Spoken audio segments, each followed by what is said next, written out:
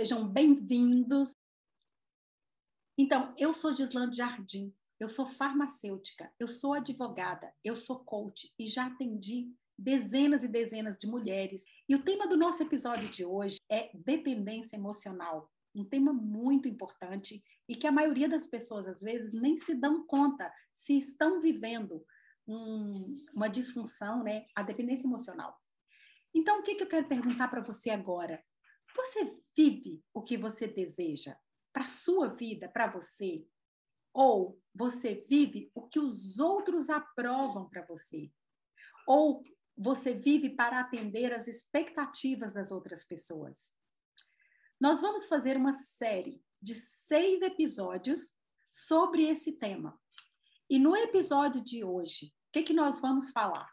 Nós vamos falar o que é a dependência emocional. Nós vamos te dar características, nós vamos te colocar presente para o que é, como ela acontece, consequências, para que você possa o quê? Se identificar. Eu tenho ou não tenho? E até para que você possa ver se alguma das suas amigas, alguém que você conhece. E você vai compreender por que eu te convido a ficar presente para essas características. A maioria das pessoas que têm dependência emocional, ou elas não sabem que têm, ou elas negam quando percebem que essas características se aplicam à vida dela. Então, nós vamos hoje falar o que é, e nos próximos episódios, nós vamos falar os tipos diferentes que existem, os tipos de manifestações dessa disfunção, a dependência emocional, para que você possa ter o máximo de material para entender esse monstro, que é um obstáculo que está entre você e a vida que você deseja, e principalmente entre o seu desejo de ser a pessoa que você deseja. A dependência emocional, ela não tem uma definição, uma compreensão pacificada entre psicólogos e cientistas, se ela é um distúrbio, se é uma disfunção, se ela é passageira, momentânea, ou se é algo que vai durar aí a vida toda. Agora eu quero te fazer uma pergunta, algumas perguntas para começar. Você deixa de ser a pessoa mais importante para a sua vida? Você deixa o seu desejo, o seu amor próprio, os seus sonhos em segundo, em terceiro ou até em último plano para viver as expectativas, as opiniões dos outros e daquelas pessoas que estão ao seu redor, pessoas que te amam, pessoas que você ama e às vezes pessoas que você nem conhece direito. Então, nesse primeiro episódio, o que é? Como é que ela surge, a dependência emocional? Como que surge esse comportamento seu de estar sempre priorizando os outros, de nunca priorizar você? Ou, se você conhece alguém assim, você pode agora, nesse momento, convidar essa pessoa para assistir essa aula. Então, eu já convido você, nesse momento, para compartilhar esse vídeo, porque você deve conhecer alguém que pode estar vivendo isso. Só para vocês terem ideia, eu vou compartilhar uma das pessoas que eu atendi. Ela viveu 10 anos num relacionamento, inclusive, que ela descobriu muito tempo depois, com atendimento, né, através dos meus atendimentos, ela descobriu que este relacionamento era abusivo. E por incrível que pareça, ela só descobriu isso 3 anos depois que ela rompeu este relacionamento. Eu vou contar para você um pouco a história dela. Foi o primeiro namorado dela, quando ela tinha 17 anos. E quando ela estava me contando sobre esse relacionamento, ela me conta o que estava no espaço dela, na vida dela, na mente dela. Os pais, os irmãos se relacionavam daquela forma que aquele namorado relacionava com ela. E ela diz assim: não havia respeito. Meus irmãos e os filhos dos meus irmãos se tratavam com palavrões, com gritos, com imposições. Eu via como os meus irmãos tratavam as esposas dele, como o meu pai tratava a minha mãe. E eu via como que essas mulheres se comportavam também naquela relação.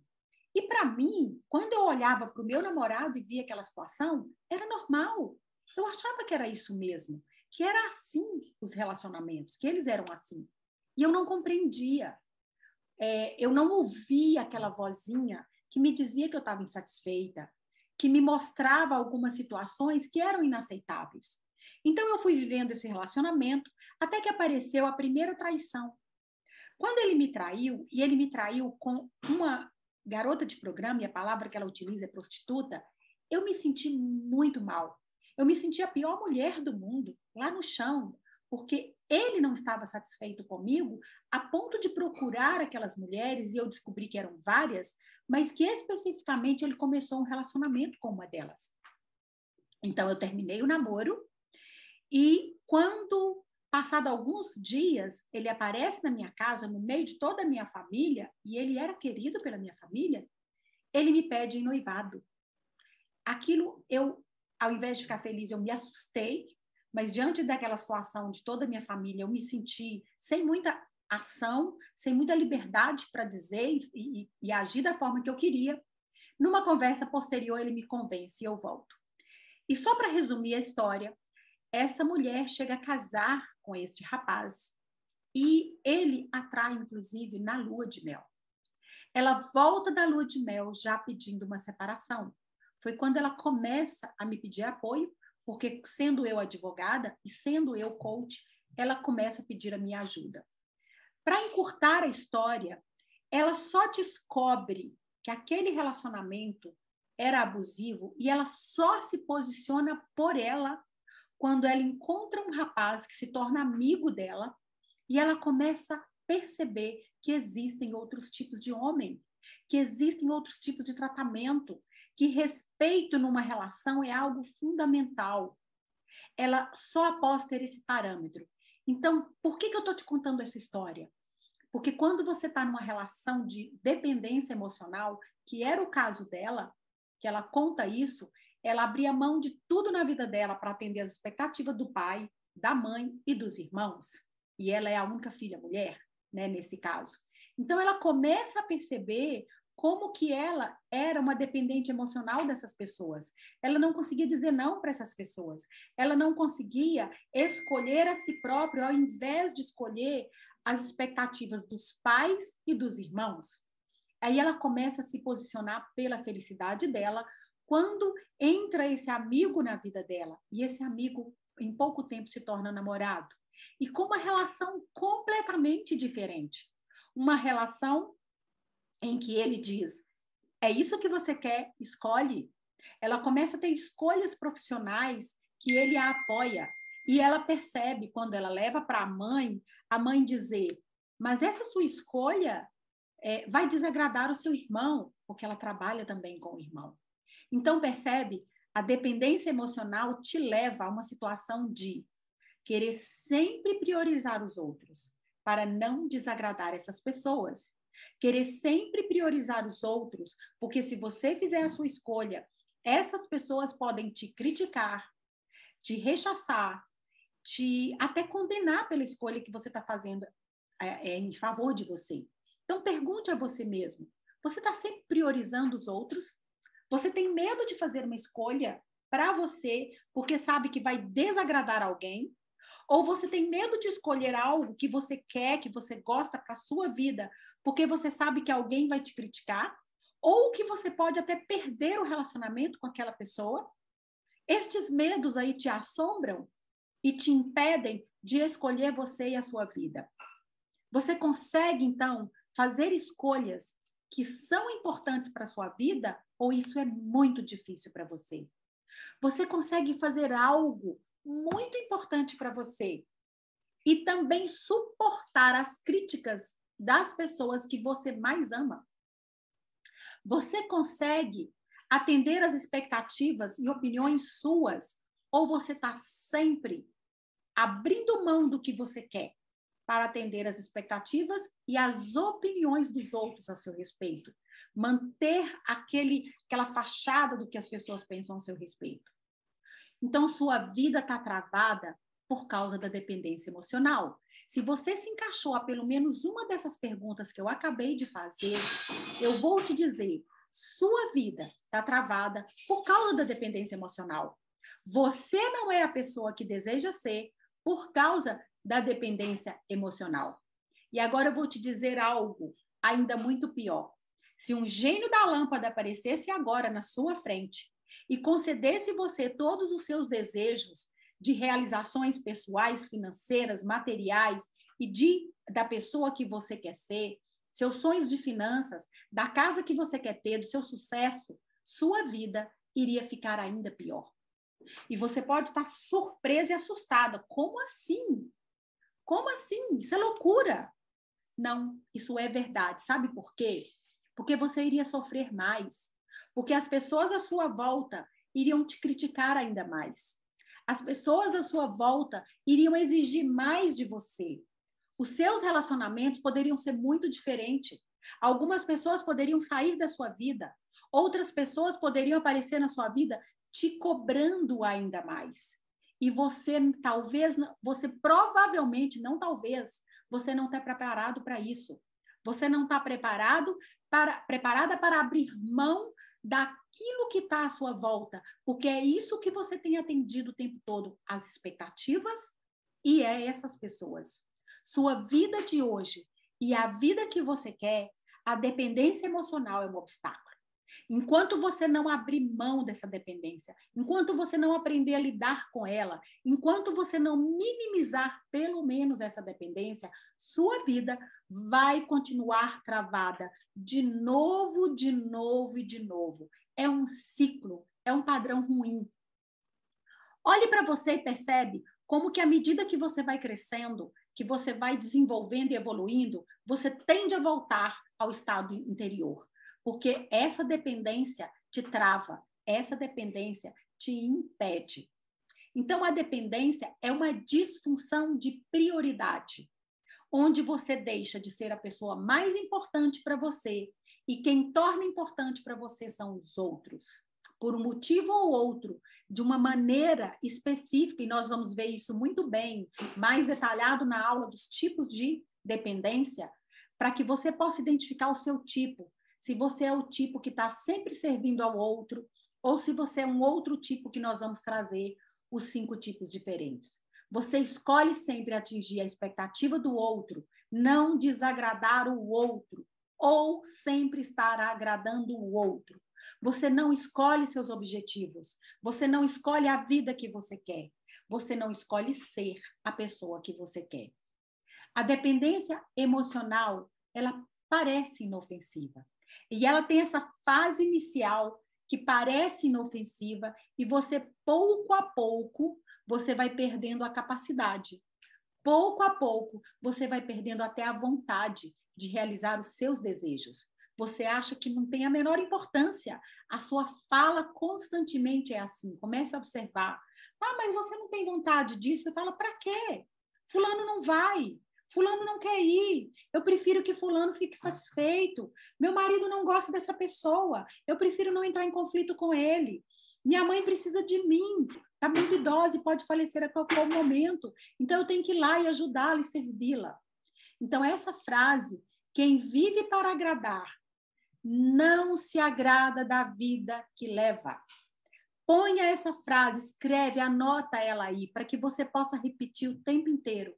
Quem vive para agradar os outros não agrada da própria vida. E é verdade, porque você não tem vida, você não escolhe você. Você não escolhe a vida. O dependente emocional escolhe ser um dependente emocional. Escolhe servir ao outro. Então, a boa notícia é o seguinte: se você que está escolhendo ser um dependente emocional, você pode escolher diferente. Você pode passar a priorizar você. Você pode passar a não mais alimentar as expectativas do outro.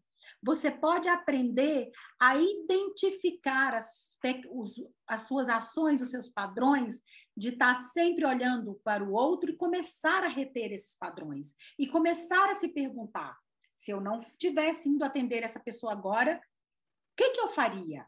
Qual era a minha atitude? Qual era a minha conversa? Qual seria meu pensamento? Então, essa é a boa notícia. Você pode passar a escolher você. Agora, a má notícia é, você vai topar o preço?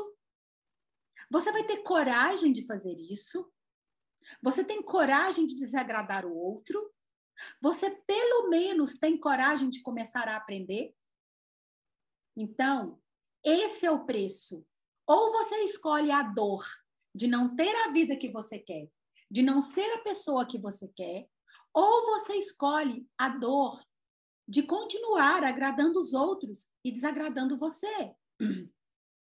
Ou você escolhe a dor de agradar você mesmo e perder as pessoas que você acha que pode perder, ou lidar com essas consequências, de não perdê-las, mas negociar essa relação. Ou você escolhe a dor de agradar você e de ter uma relação diferente com os outros, de ser criticada, de não ser apoiada, ou você escolhe a dor de não apoiar você mesma.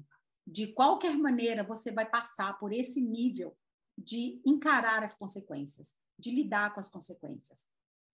Então, quais são as características, quais são os sintomas que você pode olhar agora para você para perceber se você tem ou não independência emocional? Olhe se você sente um peso.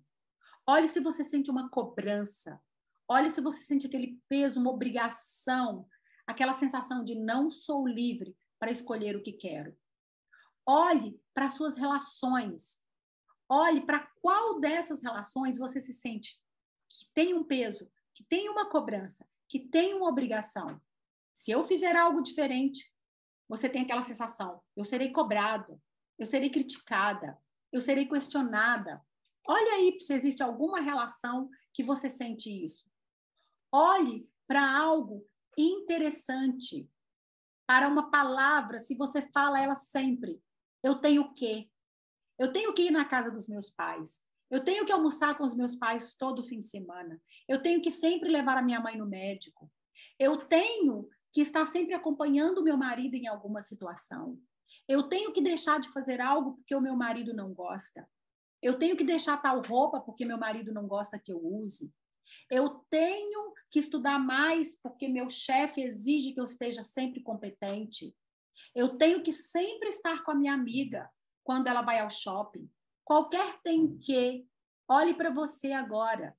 Se a vontade para fazer do seu jeito nunca está presente, ou se você evita conflito, porque se você fizer uma escolha que te agrada, vai ter conflito, vai ter discussão, vai ter crítica. Alguém vai vir te contar que fulano falou mal, que está chateado com você porque você fez aquilo ou aquilo outro a seu favor.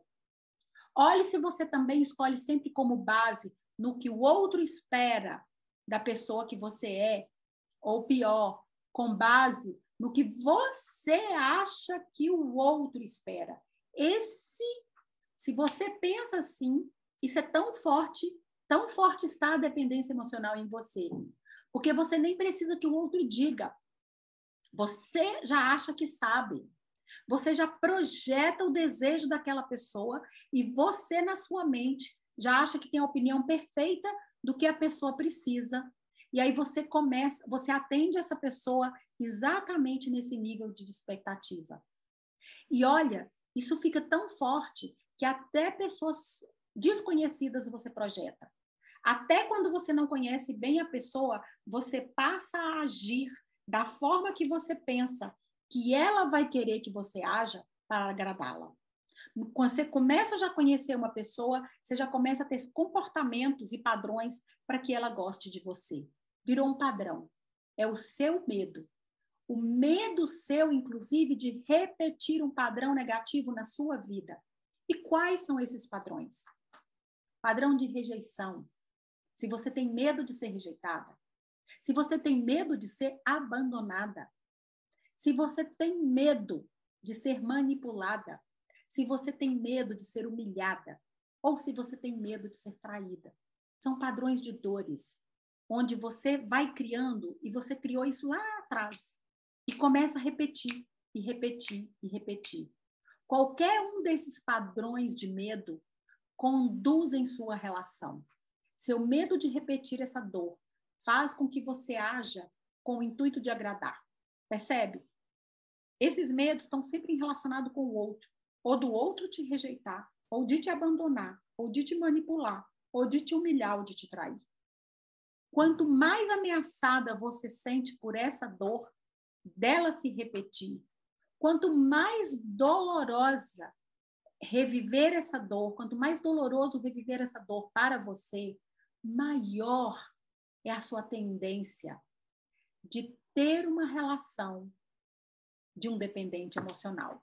Maior é a sua tendência da sua relação ser uma relação de dependência emocional. Como que vem isso? De onde isso nasceu? Eu nasci assim? Não, nós não nascemos assim. Olhe para você, olhe para qualquer criança. A criança, ela é livre, ela quer experimentar, ela quer aprender, ela está cheia de vida, ela está cheia de alegria, ela quer experimentar o mundo. Só que na infância, em um determinado momento, a gente dá um significado para o comportamento dos nossos pais, que nós precisamos comportar de determinada maneira, porque nós precisamos agradar os nossos pais para evitar uma dessas dores. Na infância, não é que o comportamento em si, ou o fato em si dos nossos pais, leva a essa consequência de que a gente tem que agir dessa maneira. É a interpretação. Deixa eu dizer isso de outra maneira para ficar claro para você. O fato em si não traz a consequência de que tem que ser de determinada maneira o seu comportamento, mas sim como você interpreta esse fato. Quanto mais você prioriza agradar os seus pais, quanto mais você evita a dor desses padrões, né? Quanto mais você evita esse padrão de dor, humilhação, manipulação, todos esses padrões, rejeições e abandono, e mais você tenta agradar os seus pais, buscando o amor dos seus pais e evitando a dor desses padrões de dores, você cada vez mais se torna uma pessoa que quer agradar e cada vez mais você evita essa dor. Então você vai tornando esse monstro do medo desses padrões de dores maiores e vai treinando-se nesse padrão de agradar os outros ou evitar desagradar os outros. E é aí onde a dependência emocional se forma e ela vai sendo retroalimentada a vida inteira. Então, ela é uma condição da pessoa que passa a agradar, a depender de pessoas e de coisas, porque também existe a dependência emocional transferida para as coisas. Sabe aquela pessoa que tem uma compulsão de comprar e de ter coisas? Ou que às vezes depende de um animal de estimação? Existe essa dependência também. Mas nós vamos tratar aqui da dependência de pessoas porque elas têm um impacto muito visível, elas são muito mais fortes e elas acontecem num número muito maior de dependentes. E para que essa pessoa prioriza o outro? Para que ela possa se sentir relevante nas situações da vida. Então, ela vai permitindo que os outros afetem o seu próprio sentimento, sua própria noção do que é bom para ela. Afeta até as suas emoções. A pessoa, às vezes, não sabe, ela não percebe que aquilo desagrada a ela. Ela começa a se tornar cada vez mais passiva, cada vez mais apática para o seu mundo interior, para a sua voz interna, para a sua autorreferência. E as consequências disso quais são? Afeta a sua autoestima. Ela, para ter uma autoestima, ela depende do que o outro pensa. Sua própria referência de bom ou ruim, de gostar ou não de si, do alto valor, depende de terceiros. Então, ela cada vez mais tem uma autoestima dependente do outro. Afeta também os relacionamentos, porque essas pessoas são incapazes de entrar em relacionamentos saudáveis. Elas têm capacidade de entrar em relacionamentos saudáveis e satisfatórios para elas. Normalmente, elas procuram relacionamentos onde elas ou vão servir, ou vão ficar submissas, ou vão ser vítimas. Elas querem que aquela pessoa fique olhando para ela como o centro do mundo, e ela torna aquela pessoa como o centro do mundo da vida dela. Então, fica uma codependência. Ela quer que o outro passe a dedicar mais tempo com ela também. Então, essas experiências de estar sozinha, essas experiências de ter atividade só para ela mesma, essa pessoa não tem, porque é menos importante. Passear só, ir ao cinema só, almoçar sozinho, fazer escolhas de trabalho sozinha é horrível, é impensável para o dependente emocional. Não tem a menor importância. Como assim eu vou passear sozinha sem meu marido? Como assim eu não sair com a minha amiga? Essa pessoa fica nesse transtorno. E, na verdade, não há nenhum consenso entre psicólogos e cientistas se a dependência emocional é um transtorno, ou é uma patologia, ou se ela é uma condição temporária. Nos meus atendimentos, nas minhas pesquisas, em tudo que eu já li, já pratiquei, já vi, ela é uma condição temporária, porque ela depende da sua própria escolha. E no momento que você conscientiza, no momento que você tem a coragem de abrir mão dessa dependência, de tudo que o outro, teoricamente, te dá por causa da sua atitude, de tudo que você acha que ganha, quando você abre mão disso e passa a priorizar você, você começa a largar ou minimizar os efeitos da dependência. Isso depende de conscientização. E olha que interessante, é por isso que esse tipo de vídeo, esse tipo de aula é importante.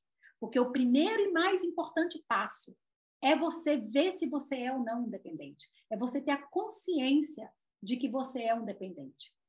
E existem classificação de 3 tipos de dependência no sentido da direção da dependência. Existem outras classificações, que são 5 tipos, no sentido do comportamento da pessoa. Então, a dependência, existe a passiva, a ativa e a neutra. A ativa é aquela pessoa que faz o outro dependente. A passiva é aquela pessoa que se torna dependente. E existe a neutra, que é a pessoa que é dependente de animais ou coisas. Então, na verdade, a pessoa sempre faz isso para se validar. Ela tem uma referência do valor num terceiro ou no mundo externo. O que busca, então, o dependente emocional? Ele busca ser validado constantemente. Ser aprovado, ser querido, ser amado e ser respeitado. E por que ele faz isso? Porque suas decisões, suas escolhas e suas vontades, seus pensamentos e até suas ações só importam a ele se o outro disser que tem importância. Ele depende do outro para ter essa validação de decisão, escolha, vontade. E ele faz tudo pelo outro, custe o que custar. Pode custar a sua autoestima, pode custar seus valores. Ele abre mão dos seus valores. Ele abre mão até de amigos e de parentes. Ele abre mão de trabalho. Ele abre mão da própria aparência física, se for necessário. Imagina o marido, quando fala para a moça, né, para a esposa, que ela é dependente dele. Essa roupa, não. Abre mão da escolha pessoal de roupa. E pior, abre mão da saúde. E alguns dependentes emocionais abrem mão da sua vida mesmo, real. A sua vida mesmo, essa vida que ele vive, já é uma outra coisa. Não é a vida que ele escolheu. Ele abre mão de si. E ele vai se afundando, exatamente como um drogado. É como uma droga que ele precisa consumir diariamente, doses após doses após doses. Se você observar, a pessoa, quando sai do estado de dependência, ela própria busca. É igual o viciado. Quando está saindo e deixa de usar aquela droga, ele tem que buscar, tem que ser alimentada. Se a gente olhar, a dependência emocional é como uma bengala. Imagina que uma pessoa sofreu um acidente. E aí ela tem que usar uma bengala. Imagina que você sofreu um pequeno acidente, suas pernas não andam totalmente firmes e você precisa de uma bengala. O dependente emocional é assim. Ele sofreu um acidente emocional na vida dele. Ele sofreu esse acidente emocional e ele usa uma muleta o tempo todo. E a muleta é o outro. E ele é voluntário, ele faz isso voluntariamente. Ele coloca essa muleta voluntariamente. Seja quando ele próprio escolhe diminuir a si mesmo para caber na vida do outro, seja quando o outro faz ações para diminuir o dependente para caber na vida dele. De qualquer forma, ele é autorresponsável. Mas eu quero que vocês pensem o seguinte, não confunda apoio momentâneo. Não confunda essa bengala momentânea que às vezes a gente usa na vida. Quando você está frágil, quando você perdeu um parente, quando suas finanças não vão indo muito bem, quando você tem uma situação ali imediata que te põe numa fragilidade, ou profissional, ou psicológica. Neste momento, é importante para a sua evolução você ter um apoio. É importante até para você sair mais rápido dessa situação. Só que o dependente emocional, ele não é momentâneo. Essa dependência, esse momento, não tem fim. Não é momentâneo isso. Ele gosta da bengala, ele tem gosto por aquela bengala. Ele não caminha sozinho. E ele ganha com isso. Claro que ele ganha com isso, mas o custo é muito alto. É que nem o viciado em droga. Ele ganha momentaneamente. Tem um ganho muito passageiro. E o benefício que é para a vida toda é sacrificado. Não, e eu vou até comparar agora para você o dependente emocional e o dependente químico. A substância é diferente, né? Porque o dependente químico é uma substância externa que ele põe no corpo, ou a cocaína, o álcool, o crack, ou a maconha, a heroína. Ele põe uma substância e ele passa a ser dependente daquela substância que ele injeta no corpo. Só que o dependente emocional é uma substância também que sai do hipotálamo dele pela situação que ele está vivendo. Então, a substância também é gerada dentro do próprio corpo e lançado no corpo dele. É claro que não é a cocaína nem a heroína, nessas substâncias químicas. É algo produzido pelo hipotálamo e nós vamos ver daqui a pouco. Uma outra diferença é a visibilidade dos efeitos. Quando você olha para um dependente químico, é muito rápido o efeito visível que ele é dependente químico. Às vezes, quando ele usa aquela substância, é visível no estado dele. Olha uma pessoa depois de uma bebedeira, ou durante a bebedeira, né? Quando ela está ali toda envolvida, toda consumida pelo álcool. Olha uma pessoa quando cheira um crack. Olha, é perceptível, é rápido e é visível. O dependente emocional, você começa a perceber, mas demora muito mais tempo. E é por isso que a dependência também é muito eficaz, porque ela fica ali no interior da pessoa. Dentro dela, se você olhar, ela está destruída. No entanto, fora não aparece. Agora, existe uma semelhança. A semelhança é a negação. Normalmente, o que acontece com uma pessoa que é dependente químico de drogas? Ele diz, não, eu sei o que eu estou fazendo. Quando eu quiser, eu paro. Dependente emocional também fala, não, eu sei, eu estou nesse relacionamento enquanto eu quiser, eu paro. Não, eu sei, eu estou fazendo isso enquanto eu quero. Eu atendo a pessoa, eu sempre estou cedendo, mas quando eu quiser, eu paro. E é por isso que é importante reconhecer. É o mais importante passo, é isso, é reconhecer. Vocês já perceberam quantas vezes as pessoas ficam tentando conscientizar um dependente químico? É a mesma coisa para um dependente emocional. Existe uma frase que eu gosto, na verdade, duas frases, que é assim: você pode levar um burro para a beirada da água, mas ele pode se recusar a beber a água. Você tem uma outra frase que eu gosto, é assim: eu não posso urinar por você. E é verdade. Você pode até mostrar para um dependente emocional que ele está dependente, mas enquanto ele não conscientiza que ele precisa de ajuda e que ele pode procurar ajuda e que ele encontra essa ajuda, ele não está verdadeiramente consciente e que ele está disposto, inclusive, de pagar o preço.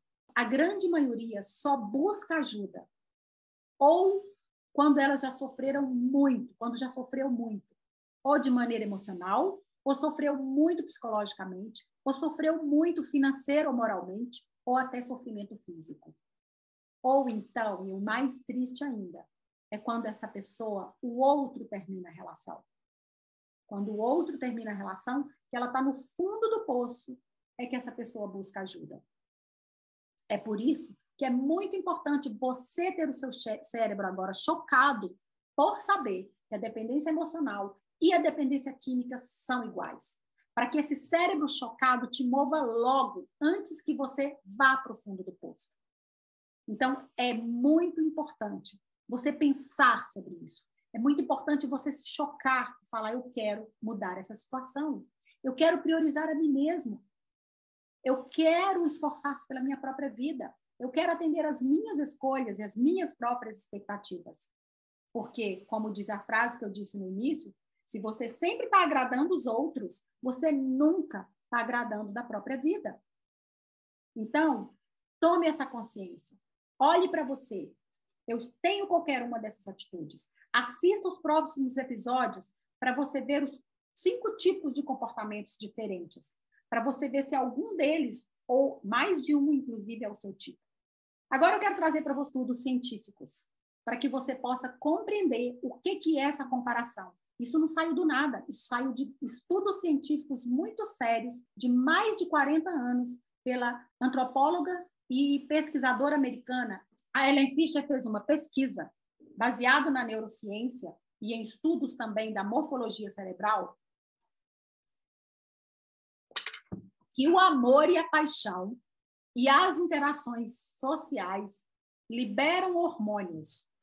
E ela comparou 3 grupos de pessoas em estágios de relacionamento com um 4º grupo. Primeiro estágio, primeiro grupo é aquelas pessoas que acabaram de se apaixonar. Então, naquele início de namoro, estão muito apaixonadas. O segundo grupo de estudo, foram centenas e centenas de pessoas, aquelas pessoas que estão num casamento estável de mais de 25 anos. Não um casamento muito conturbado, estável. O terceiro grupo dos recém-separados, principalmente com um divórcio muito desafiador, muito doloroso. E quem era o 4º grupo? O 4º grupo eram das pessoas viciadas em drogas químicas, ou seja, dependentes químicos. E ela fotografou as imagens do cérebro dessas pessoas. E o que ela percebeu? O primeiro grupo das pessoas muito apaixonadas, o terceiro grupo das pessoas que estão em divórcio sofredor e o 4º grupo das pessoas usuárias de drogas, a foto revelava que não tinha diferença nenhuma. As áreas estimuladas no cérebro daquelas pessoas eram as mesmas, iguais, totalmente iguais. E neurologicamente também, ela percebeu que não havia diferença nenhuma.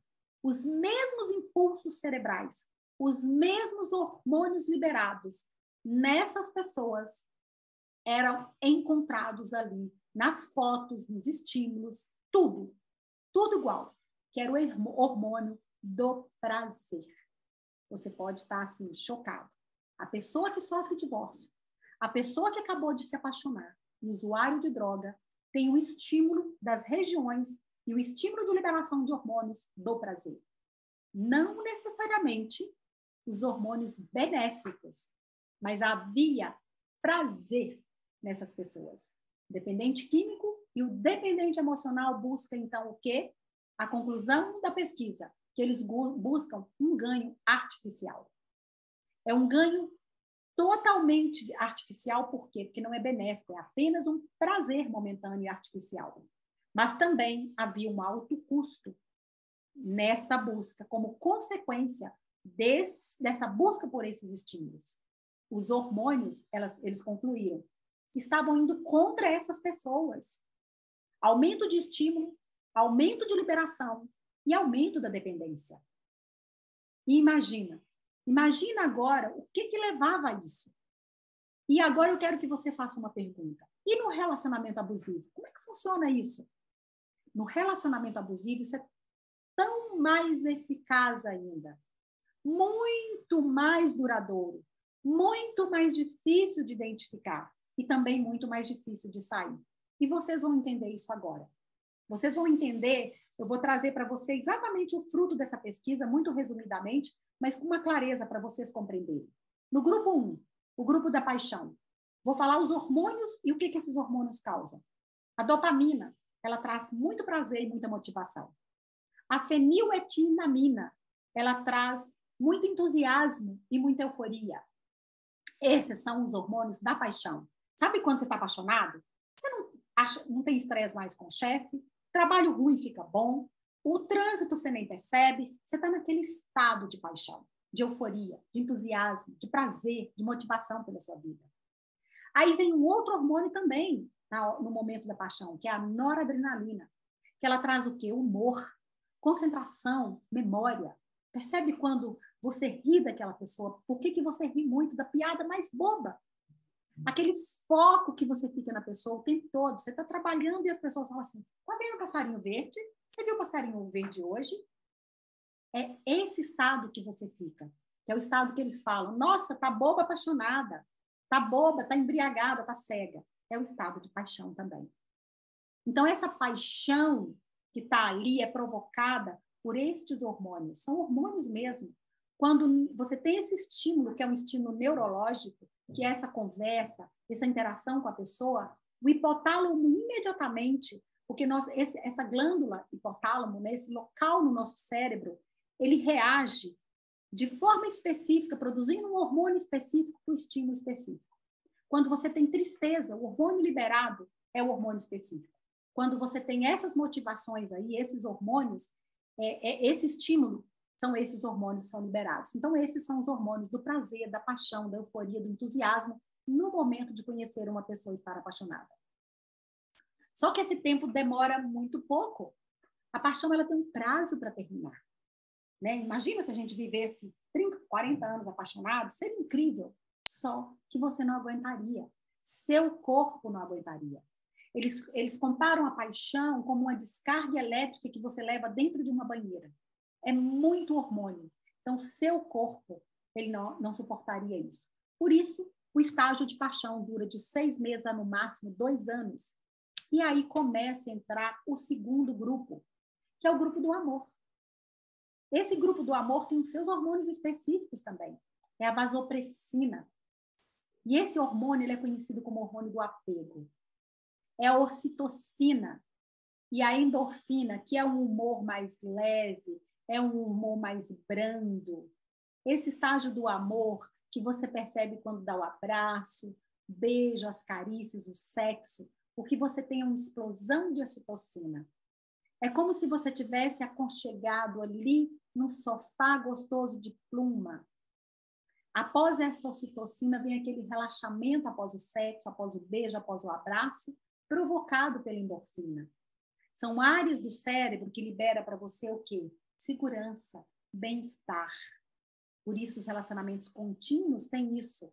Essa segurança, onde você já tem a casa, onde você já sabe que você vai chegar e encontrar o marido, esse conforto e essa segurança. São descargas hormonais menos intensas, mas elas são constantes. Cada estímulo desse que você tem com a pessoa gera mais apego, gera mais conforto, gera mais segurança.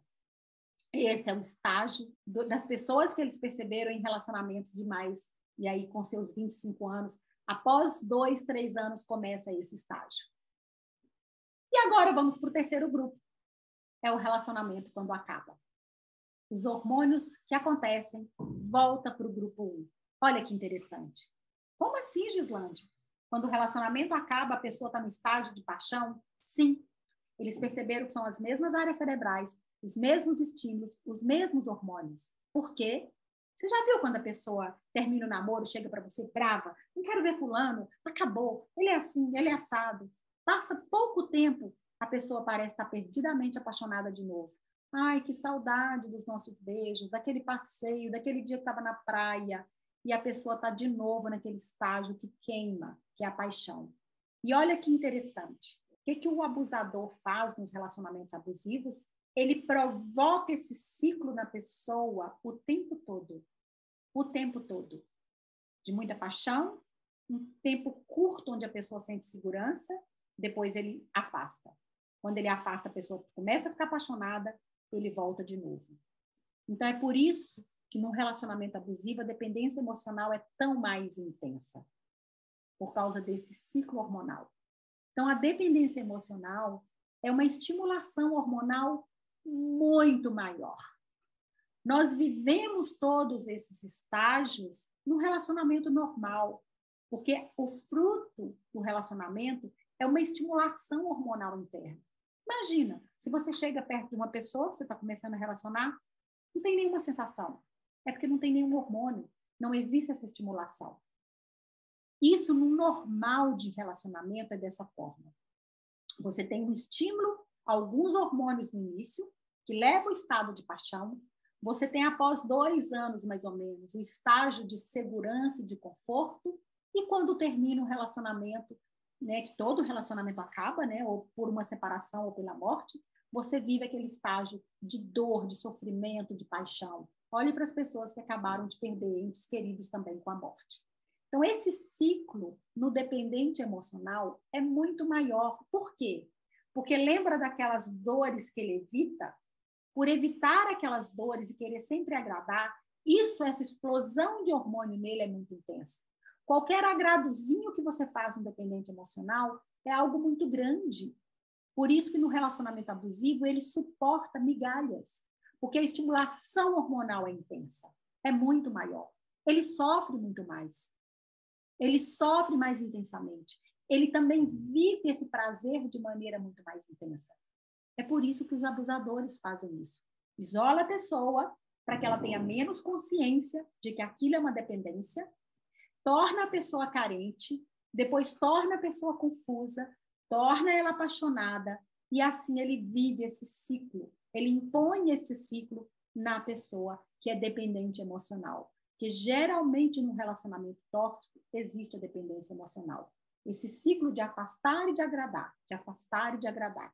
Então, ele leva a pessoa para o grupo 1, está muito apaixonada, né? Aquele estágio que ele faz tudo que a pessoa quer, dá flores, é um galanteador, fala o que ela quer ouvir, eles chamam isso de mimetismo. Depois, ele leva a pessoa para o grupo 2, que é um estágio curto de segurança. Depois, ele leva para o grupo 3, de afastar. E depois volta para o grupo 1, de voltar e se apaixonar. Então, isso que eu queria trazer para vocês hoje. O que é essa dependência? As consequências disso é você perder sua autoestima, perder sua própria liberdade de escolha. E nos próximos episódios nós vamos falar dos tipos de dependência. Os 5 tipos para você ver o comportamento e se identificar com um deles se você é um dependente emocional. Então, nesse momento, eu quero que você dê aqui seu like, coloque sua dúvida, compartilhe o que você quer saber mais e compartilhe esse vídeo com alguém que você conhece e convide para os nossos próximos episódios. Agora, eu vou passar para você o nosso bônus dessa aula de hoje, o nosso brinde. Vou passar para você um questionário para que você possa identificar-se como um dependente emocional ou não. Um grande abraço para você que está aqui até esse momento.